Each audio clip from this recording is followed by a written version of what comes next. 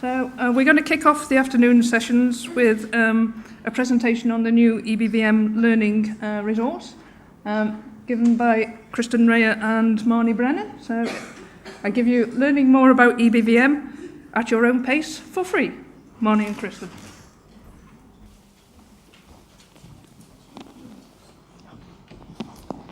Thanks, Claire. We're going to do a little bit of a double act for you this morning, afternoon even, for those of you who are still awake after lunch, and talk a little bit about our new online EBVM learning resource that we are just launching today. So Marnie's going to push the button and make that all go live.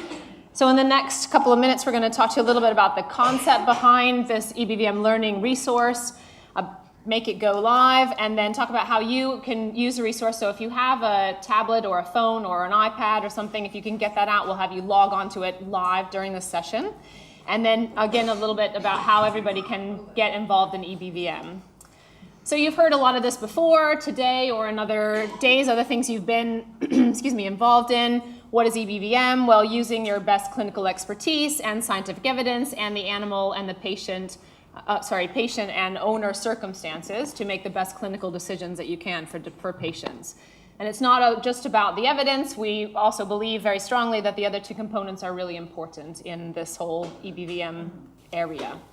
And I quite like this quote from Mark Holmes, who's in the audience, and Peter Cockcroft, talking about, in general practice, we are constantly forced to make decisions and think about what we're doing. And so maybe using EBVM is just another yardstick that we measure our practice by to decide how we've done during a day.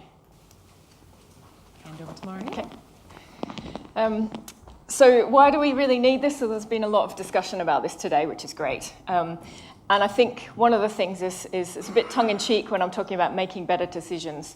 I think a lot of the time we don't know often what happens with our patients and the outcomes, and whether it's because of the treatments we've administered or despite the treatments that we've administered. And this is because I guess we're not very good, I think, and I'm including myself in this as a vet, at looking at outcomes and measuring outcomes from the things that we do. So I think sometimes things happen a little bit because of luck, and it's trying to distinguish that and using evidence-based veterinary medicine to help do that. Everyone clearly wants the best for their patients, but I think unless you can, you've got studies that have been done rigorously, it's very difficult to say maybe which is the best and which isn't. And clearly there's lots of areas of where we don't have good evidence, and again there's been a lot of discussion about that today. But hopefully evidence-based veterinary medicine also gives us a framework for being able to deal with these uncertainties actually when we're communicating with other vets, but also with our clients, and saying to them, look, we're not really sure about what's the best thing to do, but this is what, the treatment plan we're going to go for. And I think it means you can have more confidence also with client consent when they say to you, okay, let's go for it. They're clear about what it is and the uncertainties around it. Hopefully, and this ultimately improves animal care. That's ultimately what the name of the game is. But again, as you guys know, it's really tough. It can be really tough to do this kind of stuff. We've got lots of different client agendas that they come with in terms of what their expectations are. There's time and money limitations, so not everyone is able to do the things that perhaps you would like them to do. There's also resource limitations, and again, we've had discussions about this morning in terms of, do you have access to information? Can you get access to papers in your practice? Is this something that you can do?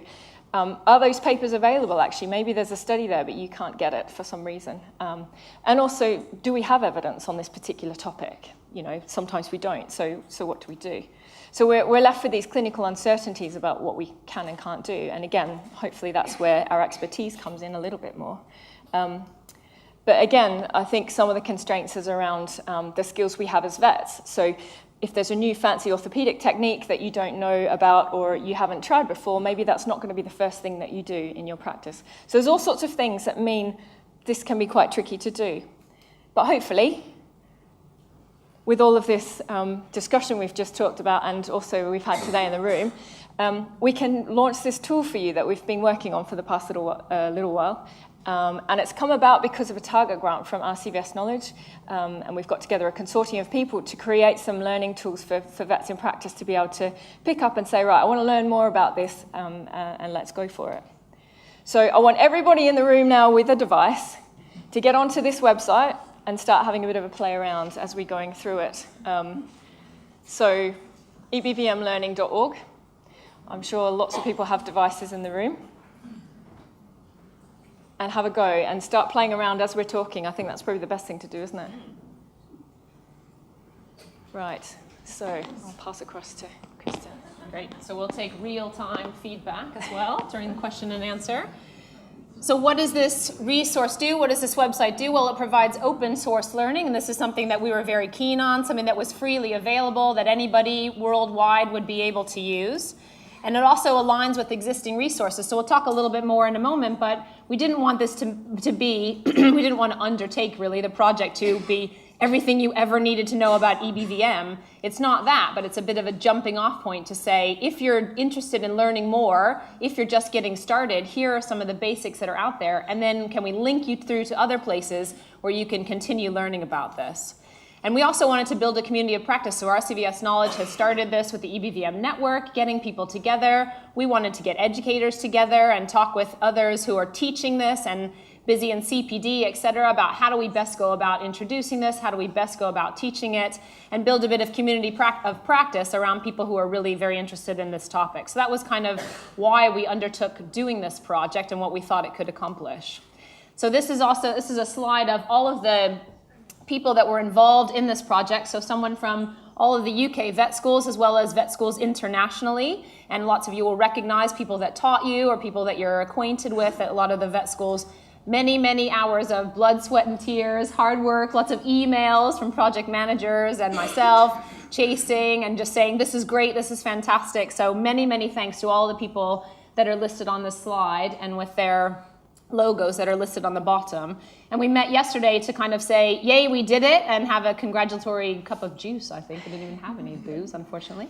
But we just kind of got together and said, wow, this is great, and how can we push it forward? What other things can we continue to do? So we'd love to, again, hear your ideas about how you find it, how you're using it, and how we can go about pushing it forward and continuing doing things in this area with this online learning resource.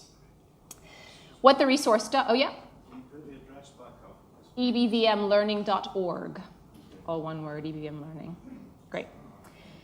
So what the resource does, and you'll see across the top of your screens, is it goes through the 5 steps of EBVM, and teaches how to ask a specific question, how to then acquire the evidence that helps you to answer that specific clinical question, how to then appraise this evidence and decide if it's any good or not, how to apply that to your practice. And these are some areas that there wasn't a lot out there. Actually, Marnie was involved in writing apply and looking through even in the medical literature, how do people go about to applying the new things that they've learned in their practice? People don't write about that. So we'd like more of you to write about how you do that so that we have some more evidence to put on our website. And then also, how do you assess that? So once you've made some changes based on using some evidence, how do you say if your practice is any better or not? So we have a whole section on how to assess that as well. Obviously, all of these start with an A, and we needed a little bit of an intro, so we went with the ABCs of EBVM. So you'll see across the purple bar on your website, there's the ABCs of EBVM, and if you start the tutorial, it takes you into the ABCs. And in the ABCs, we cover a little bit about what is EBVM if you've never ever heard about it and you landed on the site by accident. Why is it important? How does it apply to you? We talk a little bit about some of the challenges, the fact that in veterinary medicine there isn't a lot of evidence out there and sometimes you can't get to the evidence that you might need. And also we talk a little bit about who's doing it. So RCVS Knowledge, EBVMA, et cetera are listed on there. We hope to be able to have the website up and kind of be able to page through it and show you some salient pages, but because the laptop's over here and I'm here and the laptop's there, it's a little bit difficult to do that. But we've got some screenshots just to highlight for you some of the attributes of the website. So in the ABCs, we have some pop-out boxes, a story about how James Lind cured scurvy on the high seas by using evidence-based medicine. And so there are some things in the website that are hidden, and you can click on the plus sign and those will expand. So if you're in a hurry and you don't want to read them, but if you're relaxed and having a cup of tea, you can read a little bit more about some of the stories that are in there. We talk about the cycle of EBVM, and if you notice, if you hover over those blue dots, it tells you what that is, what is ask all about, what is acquire all about. And then we go into the ask portion, and in this section we teach you about why it's important to ask questions. So are we asking questions every day, and why we should be reflecting and asking questions. And we also talk about what sorts of questions there are to ask in clinical practice. So Tim Mayer earlier spoke a little bit about the sort of practice, the questions we should ask, and Mark Holmes, I was in both of their sessions, they were saying we should ask some questions. Well, what sort of questions do we want to ask? Do we want to ask questions about a treatment, about prognosis, about a diagnosis, about the prevalence of a disease in a population? So we break these down into the sorts of questions that we think it's important to ask. And then we talk a little bit more about something many of you will have undoubtedly heard about, PICO searching. What does PICO stand for? Should you use PICO or PICOT or SPICOT, or there are lots of other things, but we use PICO through this Ask section about how to design your clinical question. And as I said before, we give lots of examples. So although I'm a cattle vet, nobody would allow me, and Marnie's a cattle vet too, they wouldn't allow us to just make it about cattle. So there are some chicken things, and there's some small animal and equine examples, and lots of links that hopefully you as veterinarians will be able to identify with. So in the Ask section, it's a very small type, but we talk again about those different types of questions that you might ask and give you some examples. So for treatment, which diet is best to feed cats with chronic renal disease? That would be a clinical question that you might ask from your daily practice. We also give you some examples of PICO questions. So which diet is best to feed cats with chronic renal disease? If you wanted to structure that as a PICO, one suggestion for a PICO might be in cats with chronic renal disease, your population. Does feeding a renal prescription diet, your intervention, compared to not feeding a renal prescription diet, your comparator, impact on survival time, your outcome? So how do we take that clinical question and make it into a PICO? And again, we can give you lots of examples on how you might go about doing that. We also have example scenarios towards the end, and you'll notice on the side, you can see how far through each bit of the tool, each chapter of the tool you are. And if you've gotten to this example scenario, you've done quite well. And in these scenarios, you can pop these out. We give you a chance to expand the text, to have a go for yourself. If I'm thinking about carprofen and local anesthesia in calves undergoing disbudding, how might I structure that as a PICO? And then if you click on that, it'll tell you a PICO that we think might be an appropriate way to answer that question. But you can also have a go in yourself in real time while you're using the tool. Then we move on to Acquire, and this section was written by a lot of librarians, and Claire had some input as well. Fantastic resource for how do you go about finding this evidence. If you want to answer this question, where do you look for it? How do we identify the information sources we might want to use? How do we get access to these things? And again, we've tried to approach this from a clinical veterinarian's point of view, not somebody at an academic institution. So you might just have Google Scholar. Okay, well, we tell you what Google Scholar will give you and what it won't give you so that you're aware and you don't try to publish something saying, I've searched all the literature. If I only use Google Scholar, I missed out on other things that might be in CAB abstracts or Medline, et cetera. So you might need to be able to find, but trying to, again, approach it saying, what do we know you have access to? And then how might we manage our search results if you wanted to reference what you did, if you're going to create some knowledge summaries? How do you report on what your PICO search was? How do you report on where you looked for the papers and how many you found and why you decided to include those papers or not? We give you a little bit of information about that. So here you can see we talk about the key databases for veterinary sciences and what we know a little bit about their subject coverage. So go through all the databases. And we talk a little bit in the tool as well about how much those might cost or other venues, other ways that you can get access to those if you as a practice or you as an individual don't want to or can't afford to have those. And even our libraries sometimes struggle with the subscription charges for some of these. And then we talk as well, we take you through a very in-depth way that we might search on this question about cats and renal failure.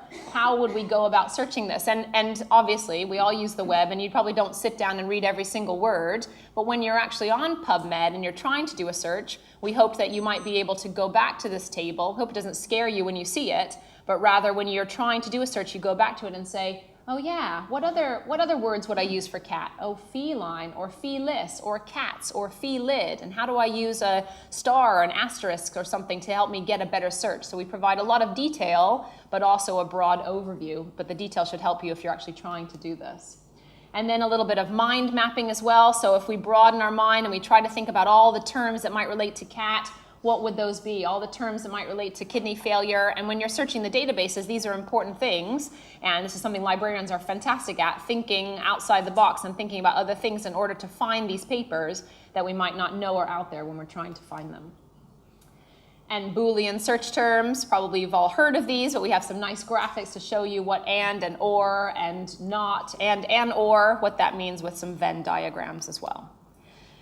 Then the tool moves on to appraise, and we talk a little bit about why it's necessary to appraise, the literature, and lots of things actually, and what factors you should use in appraising. We don't go into specific detail about epidemiological studies and picking those apart, but we do talk a little bit in a high way about why you might consider a systematic review to be more useful evidence than just somebody's opinion. And again, we have lots of tools that will support the appraisal. Again, Tim linked to these in his talk this morning, thinking about checklists and other places that you can go if you want to look at a randomized control trial. How do you appraise that? We'll send you off to other places to look for those as well. So here we've got the different sorts of questions that we might ask. And again, there's a pyramid of evidence, and then there's also a way to break it down by saying, if I'm interested in treatment, maybe there are some study designs that aren't that useful to me in evaluating a treatment. If it doesn't follow through animals and see how they did in the future, if it's a cross-sectional study, maybe that's not so good for my question.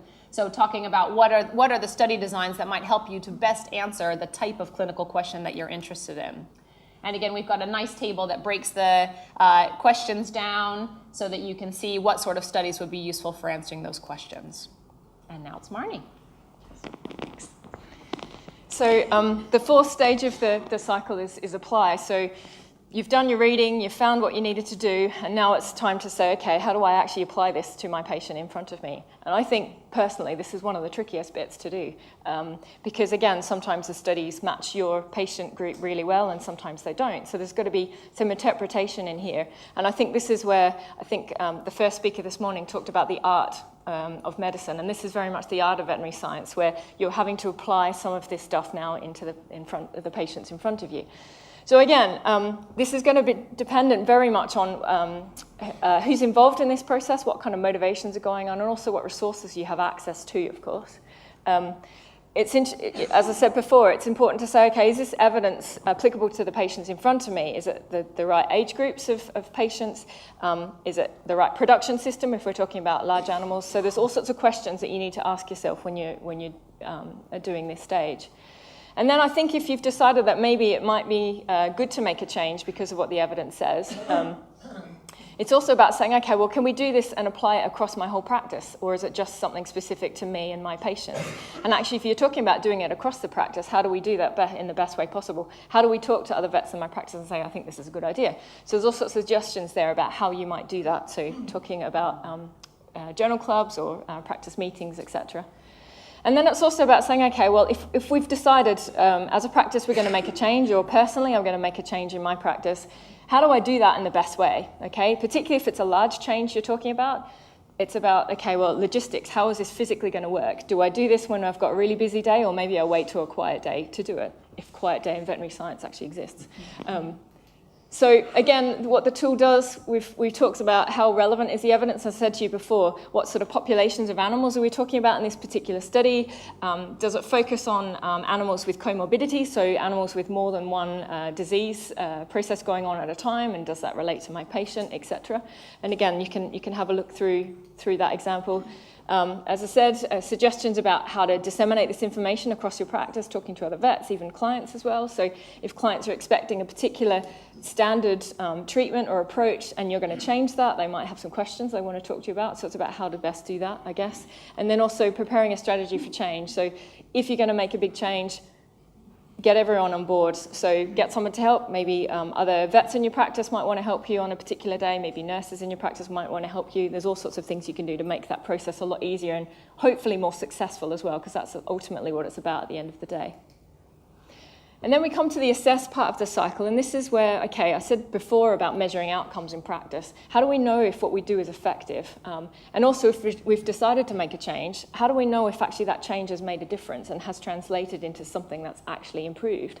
And the way we do this is by having a look at what we do, and that might be reflection as a starting point, or then it actually might be doing, let's do some kind of clinical audit and start measuring what it is that we're doing in our practice. So it's about monitoring and discussing outcomes. And Pam Mosdale and Bradley Viner had a session a bit earlier talking about clinical audit in a lot more detail. But again, this is kind of the final step, and actually is really important to say, well, we've made all this change. Is it effective or not? If it's not effective, maybe we've made the wrong change, actually. That's important to think about as well.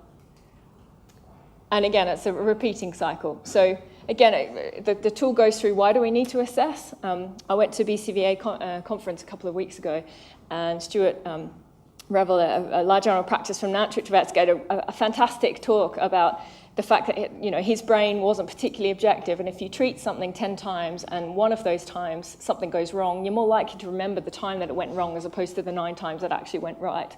So brains are not very objective. So we have to do this. We have to make sure that what we're doing is actually close to being as objective as possible. We also talk about how we might actually do that assessment. And again, as I said to you, reflection is that first step about how things went. Actually, is that how I anticipated that it was going to go, or is it different to what I expected? And then how does clinical audit then move that on to actually actively measuring the things that we do? And we've got lots of different modalities in the tool for assess. We have a video, an introductory video, talking through some things. Mark Holmes has done that. So we're trying to mix it up a little bit and make it as interesting as we possibly can with the things that we're talking about. So again, hopefully what this tool allows you to do is get training points for self-certified CPD. Hopefully that's beneficial to people. The idea is that you can dip in and out of different sections, okay? So sort of bite-sized chunks. You don't have to do it all in one go. You can come and go as you please, which is fabulous. The other thing is there's lots of examples of cases, as Kristen pointed out a couple earlier. There's some great examples that you can say, yeah, that really fits with the sort of work that I do.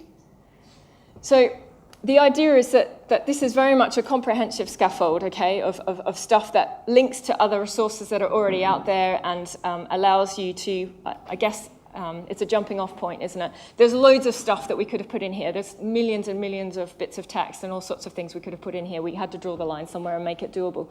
So yeah, that's essentially where we've started. And as Kristen said earlier, we really want your feedback about how this tool works and what you think about it. So pass you across to Kristen. So also we tried to create some standalone learning objects and flexible learning objects. So if people are delivering CPD, they can take a screenshot or they can print something out in a nice way and use it in CPD. We just ask that you recognize that it's from the tool when you use it. And lots of links, as Marnie said. There's also a glossary at the end if you're reading along and you think, what is bias? What is a cohort study? I have no idea. Go onto the glossary, and that's alphabetized, so you can find those words that you might be interested in defining. And on the sidebar as well, there's a links basket. I think it's just called links. And it tells you by the chapter all of the links that we link through, which somebody pointed out in itself is a really great resource to just know what links are there on the web that might help me in EBVM. Where can I go? Just having a whole list of those. So we've listed those as well. So the future of this resource, well, we're really keen to garner all of your feedback. So everybody's had a look now. If you can also fill in that feedback form when you've had a bit of a closer look, pass it around to your other associates and friends and anybody else who might be interested. You can share it on Twitter, you can share it on Facebook, LinkedIn, Google+, etc. So do that, that would be great. We're currently in negotiations with RCVS Knowledge right now about how we keep that up. So express to them and to us how you think if that's important to keep that going and how the best ways of going about that can be. And we're hoping also to be able to expand it over time. So maybe think about, are there more modules that you'd like to see? Are there other topics that we need to cover? So again, the more feedback you can give us on that helps us to create an even better resource that can be used by the profession. So please use it and share it. Question and challenge not only yourselves, but your fellow practitioners, researchers, students, everybody, so that we can increase this evidence-based veterinary medicine ethos and think about what we're doing and why we're doing it all around the board. And please do let us know what you think. Thanks very much for your attention.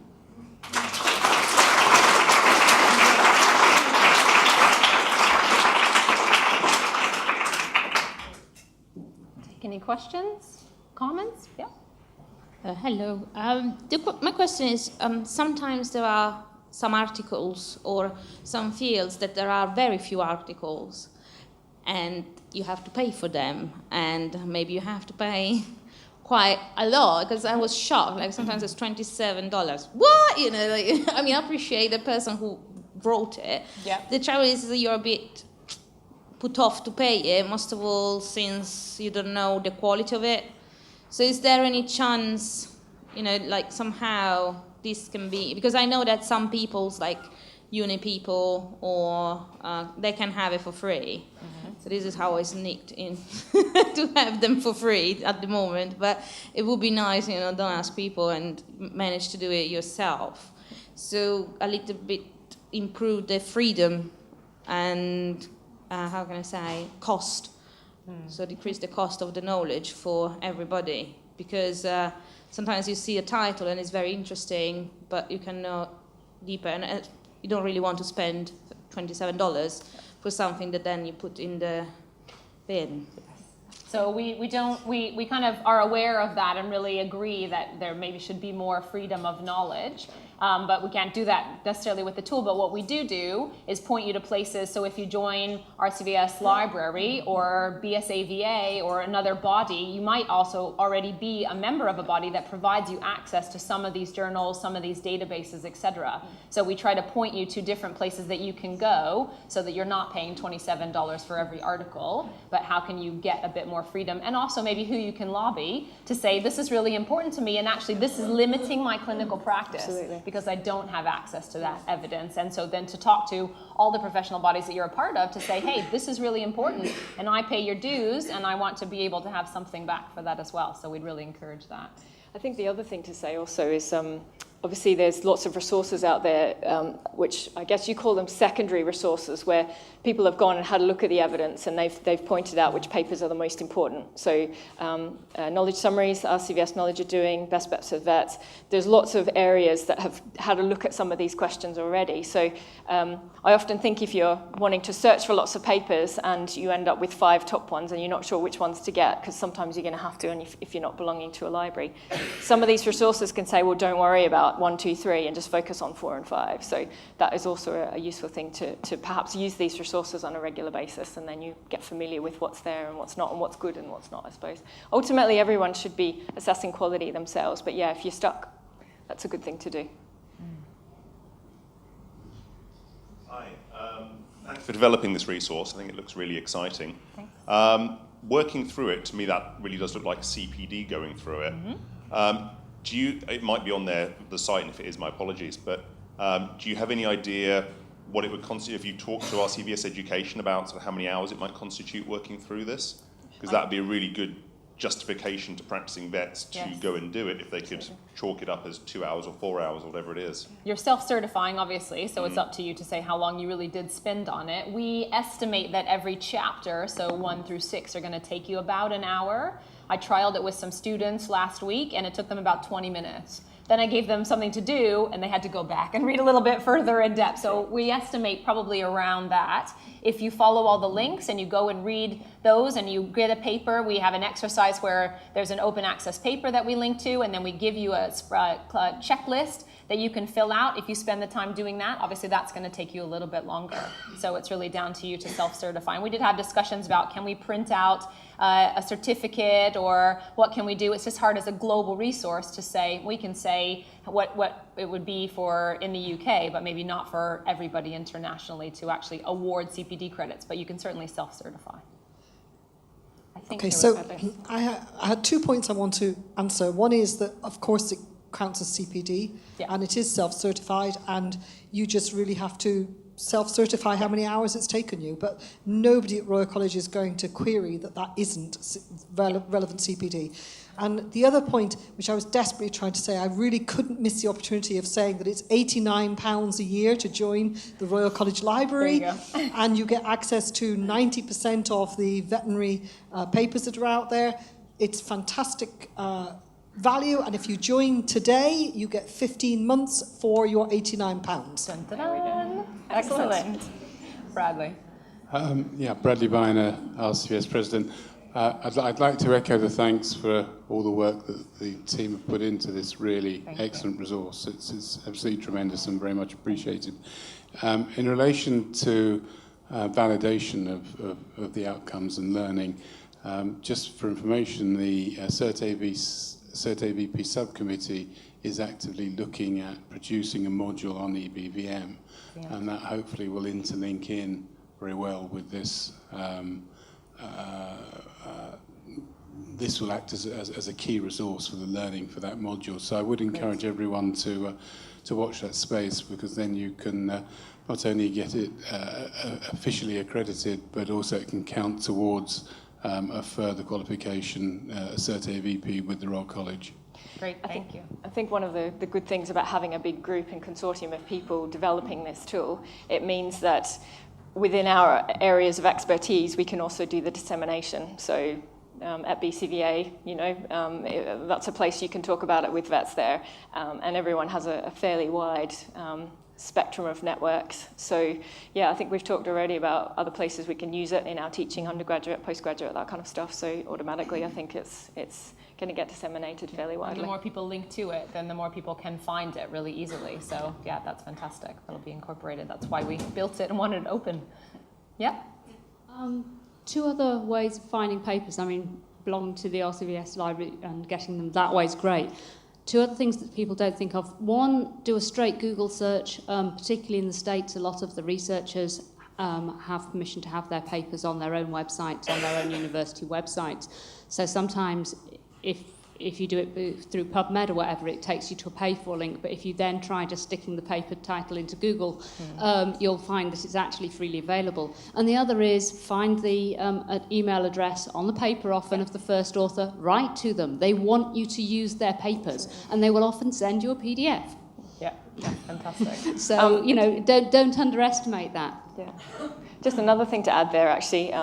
I went to an evidence-based medicine conference a couple of years ago, and there was a guy there championing the use of local libraries, actually. Local libraries in your local area often have access to a whole lot of stuff. So it's a question of going in there and finding out what they have, because they actually could be really useful to you, and it won't cost you a lot either. So there's lots of options, I think. Yeah. And changing and growing every day. So it'd be nice to be able to update it as well and continually add more about other places that you can go to look as the field expands. Great. Thank you very much. Brilliant.